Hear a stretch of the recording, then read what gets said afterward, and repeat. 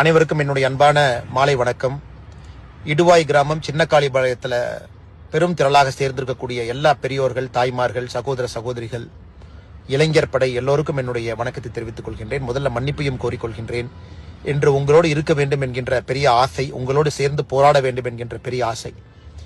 காவல்துறை அனுமதி மறுப்பை நீங்க பார்த்திருக்கிறீங்க. அதனால் நம்முடைய மாவட்ட தலைவர் அவர்கள் அந்த அனுமதி மறுப்பை எதிர்த்து நீதியை பெற்று கோர்ட் மூலமாக மறுபடியும் ஆர்ப்பாட்டத்தை நடத்துவதாக எனக்கு சொல்லியிருந்தார்கள். அதன் காரணமாக டெல்லியில ஒரு கட்சி நிகழ்ச்சிக்காக வந்துவிட்டேன். ஆனாலும் இன்று நீங்கள் எல்லோரும் கூட காவல்துறையினுடைய தடையெல்லாம் மீறி இன்று இந்த போராட்டத்தை நடத்தி கொண்டிருக்கின்றீர்கள்.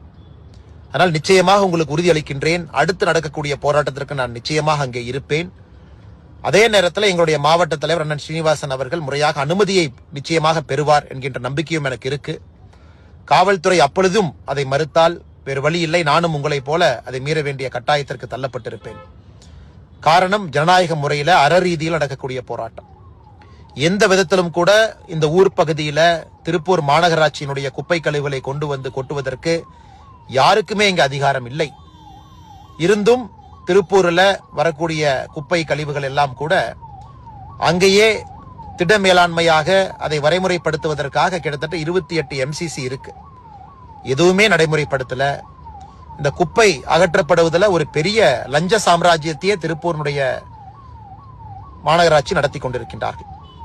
இன்னைக்கு அதை பேச்சு மூச்சு இல்லாம சத்தம் போடாம அதை நைசா கொண்டு வந்து சின்னக்காளிபாளையத்தில் கிட்டத்தட்ட ஒரு 6-7 கிராம பொதுமக்களுக்கு தொந்தரவு கொடுக்கும் விதமாக அராஜகத்தோடு இதை கொட்டியே தீர்வோம் என்று ஆர்ப்பாட்டம் செய்து கொண்டிருக்கின்றார்கள் அவர்கள். அதை எதிர்த்து ஜனநாயக ரீதியில நாம் ஆர்ப்பாட்டம் செய்து கொண்டிருக்கின்றோம். அதனால் கவலையை விடுங்க, உங்களோட எப்பொழுதும் நாங்கள் இருப்போம். அப்படி அவங்க குப்பையை கொட்ட முடியாது.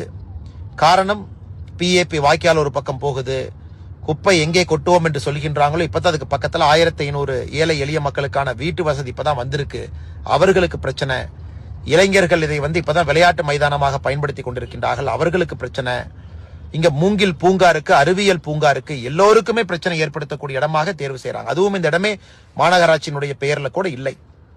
அதனால் நிச்சயமாக உங்களுடைய போராட்டத்தில் நான் உணவுபூர்வமாக இருக்கின்றேன் என்று சொல்லி இந்த நிகழ்ச்சியில நம்முடைய பாரதிய ஜனதா கட்சி சார்பாக நம்முடைய தலைவர்கள், பொதுச் செயலாளர் AP முருகானந்தம் அவர்கள், அண்ணன் CP சுப்பிரமணியம், அவங்களுடைய சொந்த ஊர் அண்ணன் அங்க இருக்கிறாங்க.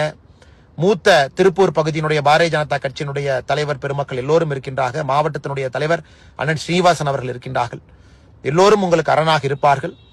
மறுபடியும் நடக்கக்கூடிய போராட்டத்திற்கு நான் நிச்சயமாக வருவேன். ஒரு முன்னாள் காவல்துறை அதிகாரியாக இருந்து உங்களுடைய அன்பை பெற்றிருக்கக்கூடிய நான் இன்று காவல்துறையினுடைய தடையை மீறி பூட்டை உடைத்து உள்ளே வரக்கூடாது என்கின்ற ஒரே ஒரு காரணத்திற்காக மட்டும்தான் நான் வரவில்லை. நாமெல்லாம் பப்ளிக் லைஃப்ல ஒரு எக்ஸாம்பிள் செட் பண்ணணும் தான்.